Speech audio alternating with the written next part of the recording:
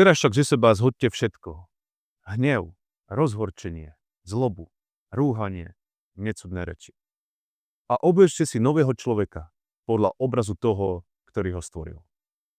Pavol nás nabáda k dramatickej premene zo starého života do života v Kristovi.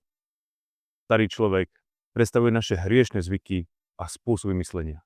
Zatiaľ čo nový človek symbolizuje obnovené vnútro, formované poznaním Krista. Proces premeny je ako vyzliekanie starého špinavého odevu a obliekanie nového bieleho rúcha. Stále prebehajúca obnova, ktorá nás robí podobnými obrazu stvoriteľa. Myšlienka na zamyslenie.